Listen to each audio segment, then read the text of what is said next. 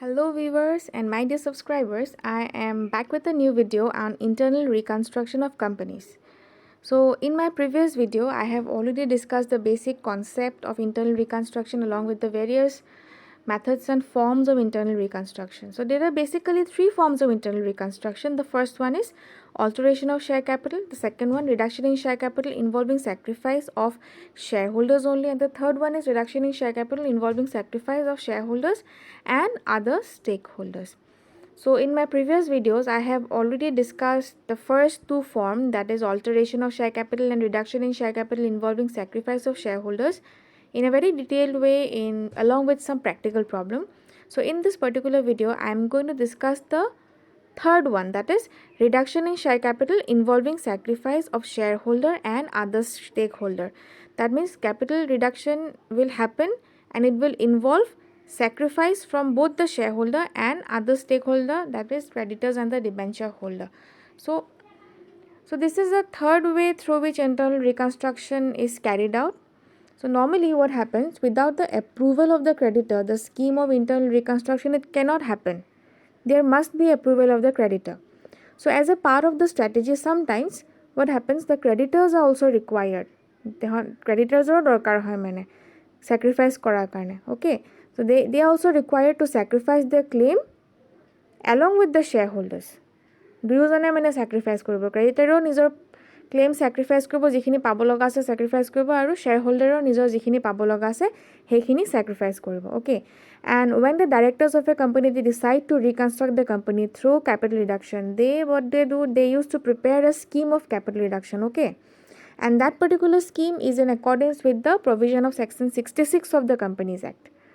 And the scheme is prepared by the director and is given in the general meeting in front of the shareholders for their consent, where the creditors and debenture holders are also asked to sacrifice a part of their dues or claims.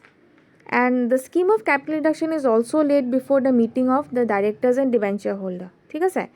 And thereafter what happens is that after obtaining the consent to পোৱাৰ পিছত the shareholders and the other affected parties ইহঁতসকলৰ কনসেন্টটো পোৱাৰ পিছত কি হয়, finally capital ৰিডাকশন স্কিমটো national company ল ট্ৰিবিউনেলৰ পৰা approval ল'ব লাগিব. ঠিক আছে, শ্বেয়াৰহোল্ডাৰ আৰু ক্ৰেডিটৰ হোল্ডাৰ এণ্ড আদাৰ ডিবেঞ্চাৰ হোল্ডাৰ্ছৰ এপ্ৰুভেল ল'ব যে তেখেতসকলে ছেক্ৰিফাইচ কৰিব বুলি.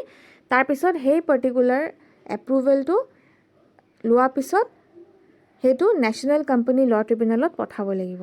Okay, so the capital reduction process এইটো এটা ধৰা এটা নতুন একাউণ্টৰ মাধ্যমেৰে হ'ব এই ৰিডাকশ্যন যেতিয়া so in this particular reduction process যিহেতু দুজনৰে sacrifice থাকে, এটা হ'ল শ্বেয়াৰহোল্ডাৰ, এটা হ'ল ক্ৰেডিটাৰ্ছ বা ডিবেঞ্চাৰ হোল্ডাৰ, এনে এইটো ৰিডাকশ্যনৰ এফেক্টটো এটা নতুন একাউণ্টৰ যোগেৰে হ'ব. ঠিক আছে, আৰু সেই নতুন একাউণ্টৰ নামটো কি হ'ব, কেপিটেল ৰিডাকশ্যন একাউণ্ট. কোম্পানীয়ে নিজৰ বুকছত এটা নতুন একাউণ্ট খুলিব two give effect to this particular capital reduction, and that particular account will be called capital reduction account. And the amount which is sacrificed by the shareholders, debenture holders, creditors, it is credited to this particular account. jiman sacrifice koribo hetu ei capital reduction account ot he bostutu sacrifice amount to yate humai dibo tar mane. ঠিক আছে, আৰু finally কি হয়, এই যে এমাউণ্টটো sacrificeৰ এমাউণ্টটো কিহৰ কাৰণে ইউজ হ'ব, to write off accumulated losses আছে যদি কিবা কোম্পানীৰ, আৰু যদি কিবা ডিফাৰ্ড ৰেভিনিউ এক্সপেণ্ডিচাৰ আছে, ঠিক আছে, তেতিয়া সেইবিলাক মানে ৰাইট অফ কৰিবৰ কাৰণে, মানে সেইবিলাক নোহোৱা কৰিবৰ কাৰণে এই একাউণ্টৰ ছেক্ৰিফাইচ থকা একাউণ্টটোৰ বেলেঞ্চটো ইউজ কৰিব. ঠিক আছে, আমি অংক কৰিলে বেছি ভালকৈ বুজি পাম. আৰু কেতিয়াবা কি হয়, ৰিকনষ্ট্ৰাকশ্যন একাউণ্ট বা ৰিঅৰ্গেনাইজেশ্যন একাউণ্টো বনোৱা হয় কেপিটেল ৰিডাকশ্যন একাউণ্টৰ জাগাত. এতিয়া তোমালোকক প্ৰশ্নত যদি স্পেচিফিকেলি মেনশ্যন কৰি দিয়ে তেতিয়াহ'লে তোমালোকে সেই পাৰ্টিকুলাৰ একাউণ্টটো খুলিব লাগিব. যদি একো মেনশ্যন কৰি নিদিয়ে তোমালোকে তেতিয়া কেপিটেল ৰিডাকশ্যন একাউণ্টটো খুলিবা to give effect to their sacrifice. আৰু এটা ইম্পৰ্টেণ্ট কথা, তোমালোকে যি একাউণ্ট নোখোলাকৈ তোমালোকে অংকৰ শেষত নোট দিবা যে আমি এই পাৰ্টিকুলাৰ একাউণ্টেদি আমি ৰিডাকশ্যনৰ effect of reduction has been shown through the through this particular account, whether it be capital reduction account, reorganization, reconstruction account, or reorganization account. Okay, so let's have a look in the first entry, accounting entries for giving effect to the capital reduction scheme. So capital reducer effect to দিব কাৰণে আমি কিছুমান entries pass কৰিব লাগিব. The first one is when denomination of share is not reduced, only paid up value is reduced. তাৰমানে শ্বেয়াৰৰ denomination to কমোৱা নাই, অকল paid up value to হে কমাইছে, denomination remains the same. Okay, তেতিয়া তাৰমানে 10 টকাৰ শ্বেয়াৰ দামটো 10 টকাই আছে, 10 টকাৰ পৰা কমোৱা নাই, ঠিক আছে। তেতিয়া হলে কি হ'ব, যেহেতু শ্বেয়াৰ ক্যাপিটাল কমাই আছো আমি, so the balance of share capital is credit আৰু কমালে কি হ'ব, debit. So therefore share capital account has been debited with the amount of reduction. আৰু যিমান amount reduction কৰিছে, ঠিক আছে, সেইখিনি amount ক'ত যাব, কোনটো account, since it is a sacrifice made by the shareholders and other stakeholders, so that particular account will amount will go to capital reduction account. So capital reduction account will increase, that is why capital reduction account has been credited. Alright, share capital to decrease hoise, share capital decrease হোৱা কাৰণে আমি কি কৰিছো, share capital account to debit কৰিছো. The next entry, when denomination of share is reduced, এতিয়া particularly কি কৰিছে, denomination of share or denomination to reduce কৰিছে, মানে 10 টকাৰ share to 7 টকা কৰি পেলাইছে, ঠিক আছে।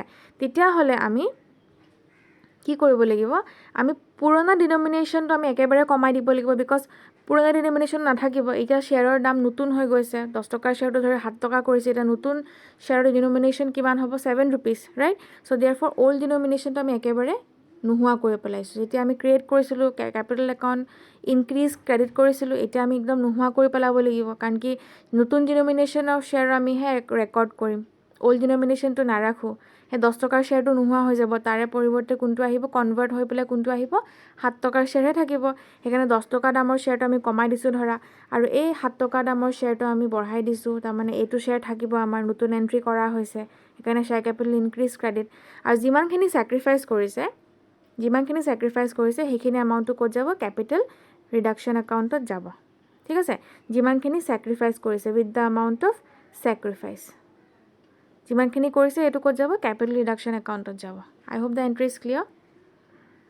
The next one is if balance of any reserve is transferred to capital reduction account. এতিয়া যদি যিকোনো যদি ৰিজাৰ্ভৰ যদি ব্যালেন্সটো আমি ক্যাপিটাল ৰিডাকশন একাউন্টত যদি আমি ঘুমাইছো, তেতিয়া হলে কি হ'ব, পাৰ্টিকুলাৰ হে ৰিজাৰ্ভ একাউন্টৰ ব্যালেন্স বিলাক কমি যাব। যদি আমি ক্যাপিটাল ৰিজাৰ্ভৰ ব্যালেন্সটো যদি ঘুমাইছো, এইবিলাক তো ক্যাপিটাল একাউন্ট হয়, ৰাইট। ক্যাপিটাল ডিক্ৰিজ কি হয়, ডেবিট, সেইকাৰণে এইটো একাউন্টটো কমি গৈছে। যদি বলে আমি জেনাৰেল ৰিজাৰ্ভৰ একাউন্টটো যদি ঘুমাইছো, তেতিয়া হলে জেনারেল রিজার্ভ কমি যাব, জেনারেল রিজার্ভ ডিক্রিজ, ডেবিট। যদি বলে আমি বেলেগ কিবা রিজার্ভ আছে, হেতু যদি আমি তাৰে টকাটো যদি আমি ঘুমাই দিছো, এতিয়া হলে হেতু পাৰ্টিকুলাৰ একাউন্টৰ টকাটো কমি যাব। এখানে আমি জি পাৰ্টিকুলাৰ একাউন্টৰ ৰিজাৰ্ভৰ ব্যালেন্সটো আমি ট্ৰান্সফাৰ নকৰো কেলে, সেই পাৰ্টিকুলাৰ ৰিজাৰ্ভ কিটাৰ ব্যালেন্স কমি যাব। আৰু ৰিজাৰ্ভৰ ব্যালেন্স কমা মানে কি, ডেবিট। আৰু কোনটো একাউন্টত সোমাম আমি, capital reduction account. Capital reduction একাউন্টটো এতিয়া কি হৈ যাব, বাঢ়ি যাব, this will increase, that is why capital reduction account has been credited. Okay, and then the next entry, for sacrifice made by debenture holders if any. যদি debenture হোল্ডাৰে যদি কিবা স্যাক্ৰিফাইস কৰিছে, তেতিয়া হলে ডিবেঞ্চাৰ হোল্ডাৰে যদি কিবা স্যাক্ৰিফাইস কৰিছে, তাৰ মানে কোম্পানীয়ে, আমি কোম্পানীৰ বুকছত কৰি আছো, ৰাইট। ডিবেঞ্চাৰ হোল্ডাৰক দিব লগা টকাখিনি কি হ'ব, কমি যাব, right.